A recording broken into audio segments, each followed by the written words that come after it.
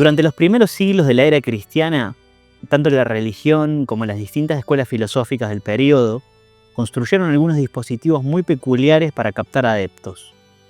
En un sentido amplio, la filosofía era sobre todo un modo de vida, por el que el individuo, a través del conocimiento del mundo, podía alcanzar la virtud, el florecimiento, la felicidad.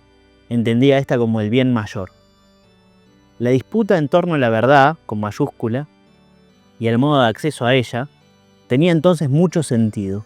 Urgía transformar la vida de la gente que, como la nuestra, rebosaba de perturbaciones. Y una manera de hacerlo era a través de relatos sobre quienes habían alcanzado, con esfuerzo, la virtud, la sabiduría. Estos relatos se convirtieron en lo que hoy llamamos hagiografías, lo que lisa y llanamente se conoce como vidas de santos. Una hagiografía es un tipo de biografía que relata los momentos de mayor tensión vital, las anécdotas determinantes de santos y filósofos que con su vida se convirtieron en ejemplos de la doctrina a la que suscribían. En la geografía abundan la hipérbole, la exageración, el efectismo, porque lo que se busca es exhortar al lector, convertirlo, haciendo que su vida dé un giro radical y quede frente a lo más importante, lo más valioso.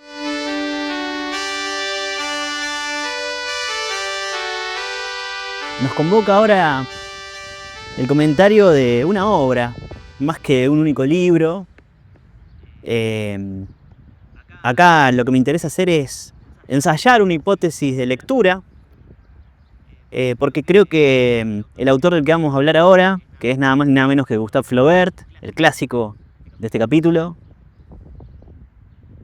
es un autor que nos habilita una lectura de su obra en clave geográfica. No sé si podemos leer toda la obra flaubertiana desde ese enclave, pero sí una buena parte, porque Flaubert hace algo muy interesante. No solamente que está testimoniado por sus biógrafos y por los grandes estudiosos, su interés por Oriente. Cuando decimos Oriente no hablamos de China, hablamos del cercano Oriente, un Oriente más bien bíblico.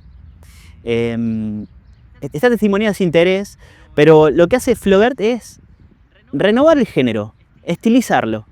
Si decíamos que la geografía se caracteriza por la hipérbole, por el efectismo, por el tratar de relatar con ejemplos y detalles quiénes han sido las figuras señeras de tal doctrina o de tal escuela filosófica, lo que hace Flaubert es despojarse un poco de la doctrina y quedarse con el corazón, con la estructura de la hagiografía, haciendo de esta el relato de una vida atravesada, transida por la pasión, ¿no? Flaubert escribe sobre vidas radicalizadas. Esto, por supuesto, se puede ver en la novela de referencia, digamos, que forma parte del canon de la literatura occidental, que es Madame Bovary, donde vemos que Emma Bovary quiere vivir las historias de amor que ella lee en los libros. Acá vemos que la radicalización de esa vida o esa gran pasión es hacer coincidir la experiencia de lectura con la propia vida, ¿no? Que la vida tenga ese nivel de pasión que le transmiten los libros. Quizás sea el texto donde más claramente se vea eso, pero no es menos claro en los tres cuentos, en esta edición hermosa de Eterna Cadencia, que tiene un prólogo de Jorge Fondebrider. Se cita una carta que me parece que nos da, una carta de Flaubert, que me parece que nos da una clave para hacer plausible esta idea, ¿no? De que quizás toda la obra de Flaubert pueda leerse como un gran trabajo sobre el género geográfico, ¿no? Dice Flaubert en una carta: simplemente me interesa escribir la historia de una vida oscura, la de una campesina pobre, devota pero mística, devota sin exaltación y tierna como pan recién hecho. Ama sucesivamente a un hombre, a los hijos de su patrona, a un sobrino, a un anciano al que cuida, luego a su loro. Cuando el loro muere, lo hace embalsamar y, moribunda a su vez, confunde al loro con el Espíritu Santo. Está hablando Flaubert, por supuesto, del argumento, en 3 líneas del argumento del cuento titulado Un corazón simple, ¿no? que es el primero de la colección de cuentos, donde está también la leyenda de San Julián el Hospitalario, Herodías, que es como un texto sobre San Juan el Bautista, lo que vamos a decir, lo que le hace Herodes a San Juan el Bautista. Como vemos, aparece otra vez el tema de la vida de los santos, expurgado del contenido lateral, del contenido no medular. Y aparte Flaubert escribe una obra de teatro que es bastante poco tenida en cuenta, me parece, al hablar de él, que se llama La Tentación de San Antonio. Una obra de teatro exigente, de lectura muy exigente, en cuyas didascalias Flaubert parece hacer poesía, ¿no? Son didascalias tan precisas, tan buenos ejemplos de la palabra justa, ¿no? Esta búsqueda estética y propia del estilo de Flaubert. Decía que estas didascalias son tan poéticas que me parece que la vuelven un poco ilegible como tal a la novela. Perdón, dije novela queriendo decir obra de teatro, ¿no? Pero porque estoy pensando en que Flaubert rompe un poco acá el género, ¿no? Hace otra cosa con el teatro, ¿no? Y donde el foco está puesto, por supuesto, en la vida de San Antonio, quien es el santo señero de las vidas monásticas, las vidas de las personas que, o sea, iban a vivir al desierto en un voto de pobreza, en un voto de castidad, o que renunciaban a la vida en sociedad para buscar esa experiencia de sentido intensa que solamente le encontraban en esos parajes inhóspitos, ¿no? Pienso en San Antonio, hablando de Flaubert, pero pienso también en un texto de la literatura argentina que no viene a cuento, pero que la cita creo que es muy interesante porque Antonio y Benedetto en Abayay, ese gran cuento, está haciendo una referencia directa a esta misma tradición, ¿no? Solo que Abayay es un gaucho, ¿no? Cuya elección consiste básicamente en vivir toda su vida arriba de un caballo, ¿no? Como aquellos monjes que vivían arriba de una columna en el medio del desierto. Abayay atraviesa la pampa al lomo de un caballo, digamos, ¿no? Pero fue un excursus que no viene muy a cuento, pero no quería dejar de hacer la referencia entre una obra de nuestra literatura y el vínculo, ¿no? Que podemos trazar con la literatura universal. Y antes de terminar, digamos, este momento de la constelación de hoy, quería hablar también de Bouvard y Pécuchet, la novela que dejó inconclusa Flaubert al morir. Tengo una edición bastante viejita, pero que me encantó, le conseguí usado, hasta me puse a leerla a propósito para trabajar este capítulo. Y en esta novela lo que podemos ver es quizás un paso más en la búsqueda flaubertiana del tratamiento, de la estilización de la geografía. Si en varias de sus obras, como decía Madame Bovary, Los Tres Cuentos, La Tentación de San Antonio, vemos que hay sobre todo un personaje en foco, hay un gran protagonista y todo lo demás está como en un segundo plano. En Bouvard y Pécuchet tenemos dos. Es una novela sobre la amistad, sobre una amistad tardía entre dos hombres bastante singulares que al jubilarse deciden vivir juntos, ¿no? Alquilan, mejor dicho, perdón, uno de ellos cobra una herencia, una gran herencia, y compra una casa muy alejada de la sociedad, de las ciudades, una casa casi en el campo, una mansión, a la que se retiran, ¿no? Se retiran como los monjes se retiraban al desierto, para no solamente compartir su amistad, sino para ejercitarse en una práctica continua de la exploración de nuevos temas y de nuevos campos del saber. Hay un espíritu muy ilustrado en los personajes de Flaubert. Flaubert mismo, como un gran moderno, estaba muy atravesado por algo que va a recorrer también otro momento de la constelación de hoy, que es la gran presencia de la ilustración, el pensamiento ilustrado, ¿no?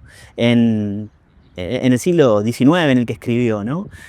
Bouvard y Pécuchet, como personajes de Flaubert, son dos ilustrados que se interesan primero por la agricultura y fracasan, se interesan por la medicina empírica y fracasan. Un proyecto tras otro, no alcanzan para que pierdan una fuerza, una pasión, una intensidad que es propia de las personas que se retiran del mundo en busca de algo mayor, ¿no? Bouvard y Pécuchet es también un un buen ejemplo de lo que René Girard llama el deseo por mediación. Entre estos dos amigos, en los que se cifra una amistad que a veces uno podría pensar bastante atravesada por la competencia, vemos que se construye una agitación mutua, ¿no? Entre el interés de uno por un tema, el interés del otro, y cómo cuando cualquiera de los dos pone el foco en otro lado, rápidamente el amigo se le aproxima y desarrollan juntos un proyecto, un plan. Me parece que es una gran novela en la que la vida de Santos, en este caso, involucra a dos personajes.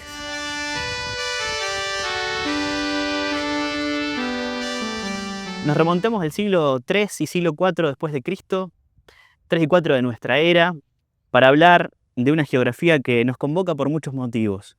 Estoy hablando de la vida de Plotino, escrita por Porfirio, quien fuera su discípulo, su amigo, y que es autor de una geografía que para mí es el modelo, el ejemplo más señero para pensar el género, ¿no? También nos sirve para ver cómo podemos antagonizar con el cristianismo. Hay algo del clima de la época que hace que Plotino sea uno de los primeros filósofos paganos, vamos a decir así, de filósofos no cristianos, que ven una amenaza en el auge y el crecimiento del cristianismo, ¿no? Una amenaza doctrinal, ve como una barbarie conceptual que parece que se va a llevar puesto todo el mundo anterior, todo el gran pasado platónico, aristotélico, estoico, que se da cita en su obra. Y es Plotino, sobre todo por la vida que escribió Porfirio, una figura muy destacada, ¿no? Sin este texto de Porfirio, que hay que decirlo, escribe sobre alguien mucho más grande que él, una persona de mucha mayor relevancia cultural. Sin este texto, no conoceríamos quién fue Plotino. Y lo pinta de una manera tan prístina, de una manera tan tierna, desde un punto de vista tan próximo, que le da cuerpo a una persona que, de no haber sido registrada por esta mirada, sería solamente el autor de un texto muy importante o un conjunto de textos de una obra fundamental de la historia de la filosofía, que son las Eneadas, ¿no? Pero más que la obra de Plotino, a nosotros nos interesa cómo Porfirio, su discípulo, su amigo, quien estuvo a punto de suicidarse y Plotino lo convenció de que no lo hiciera, cómo Porfirio construye con muy poquitos elementos el ejemplo señero de lo que es la geografía. Nosotros la tomamos como motivo central de las geografías del periodo para disputarle sentidos a la vida de los santos cristianos, ¿no? Plotino, como dijimos recién, no está parado dentro de la tradición cristiana, discute con ella, discute en particular contra los gnósticos, contra el gnosticismo, lo discute conceptualmente, pero para ser breves, lo destacable de la biografía que escribe Porfirio sobre Plotino se concentra en algunas hipérboles, en algunas imágenes, algunos golpes de efecto que no pueden más que revelarnos de cuerpo entero quién era Plotino. Vamos a concentrarnos en cómo empieza esta biografía. Dice Porfirio que Plotino vivía avergonzado de habitar un cuerpo. Y termina esta biografía citando sus últimas palabras. Esas últimas palabras son: esfuérzate por elevar lo que de divino hay en vos a lo que de divino hay en el universo. Entre el principio y el final de esta geografía podemos ver cómo se cifra una cosmovisión, cómo se cifra un deseo de eternidad, cómo se cifra cierto recelo por lo contingente, por lo temporal, por la historia, por el cuerpo, que en última instancia perecerá, y en cómo, a lo largo de su vida, Plotino buscó un punto de trascendencia que llamó lo uno, el bien, y lo hizo no solamente desde la filosofía, sino también entregando su vida a una búsqueda que, por lo que cuenta Porfirio en su texto, lo llevó a alcanzar 4 veces, mientras Porfirio estuvo cerca de él, el éxtasis. El éxtasis, una experiencia desasosegante, para la que no hay palabras ni conceptos, una experiencia por fuera del cuerpo, una unificación con algo más grande, con un sentido y una fuerza trascendentes. 4 veces Plotino alcanzó el éxtasis estando con Porfirio, Pero también hay que decir que era una persona muy inquieta, ¿no? Porfirio dice que tenía muchos errores de ortografía, muy mala visión y una gran memoria, que antes de escribir sus tratados, cada uno de sus textos, los formulaba de memoria y los escribía de un tirón, con una caligrafía ilegible, que se iniciaba en cuanto ritual había, ¿no? Uno de esos rituales eh, a todo el mundo le revelaba cuál era su daimon, cuál era la deidad intermedia que tutelaba su vida. Y Porfirio dice que Pelotino se sorprendió porque no tenía un daimon que lo tutelara, sino un dios, ¿no? Em, Vemos también en Plotino, sobre todo por la mirada de Porfirio, un afán por darle coherencia a la obra platónica, una obra inabordable hasta para el día de hoy para una única persona, pero con una coherencia que él reconstruye a partir de lecturas de Aristóteles, a partir de una unificación cultural del período. Plotino al escribir sienta las bases de lo que varios siglos después empezamos a conocer como paganismo, como una unidad cultural de una gran efervescencia, de una gran fuerza, apoyada sobre todo en el trabajo riguroso que el filósofo dedicó para poder convertirla en un caballo de batalla en los siglos que iban a venir contra el cristianismo.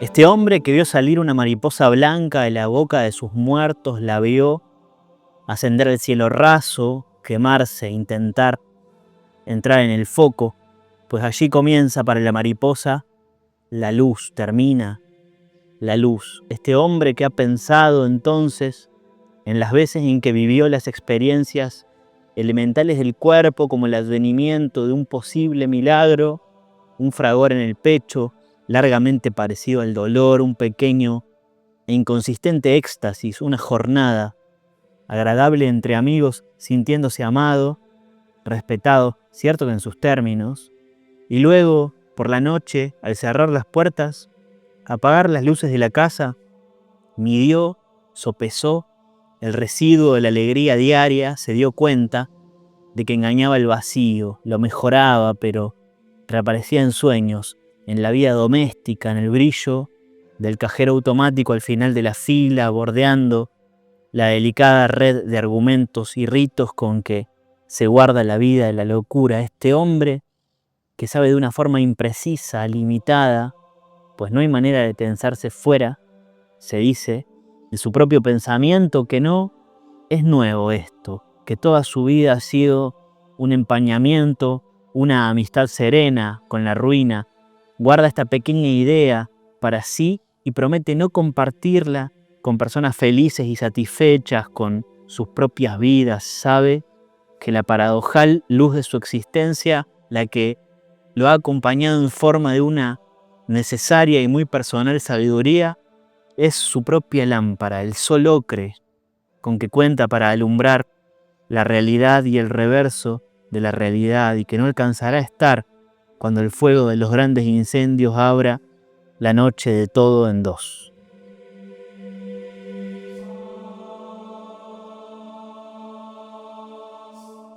Un verdor terrible es el título de un libro que me conmovió. Hace 3 o 4 años los leí por primera vez y sentí algo que hace mucho no había sentido con la literatura. Una especie de terror cósmico, de angustia ante todo lo que se abría, ante todos los sentidos que se abrían ante mí tras la lectura, ¿no?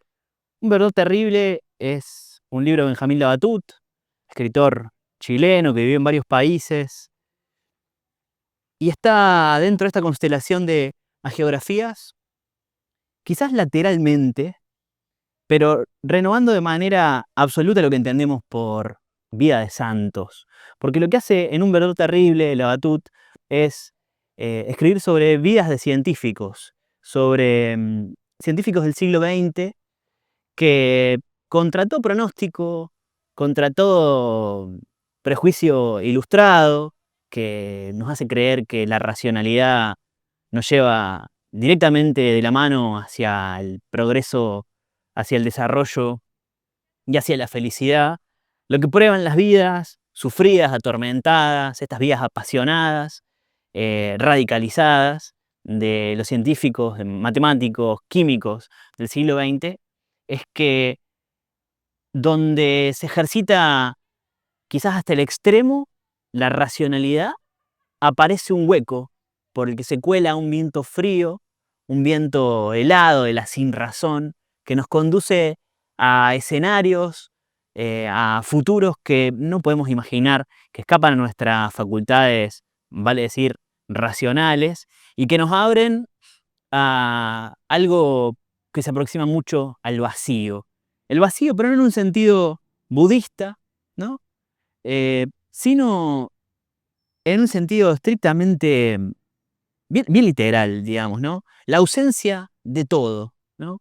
Estas vidas que oscilan entre la locura, el misticismo, em, la experiencia de éxtasis, eh, posterior al descubrimiento de resoluciones de ecuaciones que se ven en sueños, de tormentos alucinatorios, de consumos de drogas. Estas vidas se abren a algo que está más allá de la razón, ¿no? Que nos conduce a una paradoja, ¿no? En la que el ejemplo clásico es el gato de Schrödinger, ¿no? Que está y no está dentro de la caja, eh, quien formuló esta posibilidad como una ironía, como la estupidez, ¿no? La pretensión de la ciencia de vaciarse a sí misma, ¿no? De negar aquellos principios que estructuraron todo conocimiento posible en lo que llamamos Occidente, ¿no? Lavatud escribe sobre cómo el vacío ingresa a estas vidas, ¿no? Cómo un descubrimiento mínimo, ¿no? Habilita la aplicación de ese experimento para el asesinato de millones de personas, ¿no? Cómo las consecuencias de una ecuación matemática eh, permiten que la inteligencia artificial hoy amenace con desplazarnos, ¿no? Sobre el escenario anímico que aparece tras la obra de Lavatud, crece como en el llamado de Tulu, de Lovecraft, ¿no? Una figura antiquísima, un terror prehumano que parece ser la fuente de la cual viene toda esta catarata de irracionalidad sobre la que se vertió sobre nuestro mundo en el día de hoy. En un ensayo muy lindo de Lavatud, el ensayo se llama La extracción de la piedra de la locura. Lavatud tematiza cómo desde hace un tiempo esta parte todo se aceleró y lo que parecía lejano, hoy es moneda corriente. Asistimos a terraplanismo, a negación del efecto que las vacunas tuvieron sobre nuestra vida, a políticos que lideran a millones de personas desde la conducción del odio, ¿no? Y lo que alguna vez fue como la pretensión humana de diferenciarse o de darse un sentido a través de la razón, hoy es nada más ni nada menos que un viejo sueño, ¿no? Donde el espacio conquistado, con cuidado, pensando en el bien común, en cómo la razón podía funcionar como un medio para eso, no solamente está amenazado, sino que parece que va a ser directamente desplazado o reemplazado por este mundo poshumano, donde lo que viene parece no tener nada que ver con las categorías que usamos para comprender el mundo. Hasta hoy.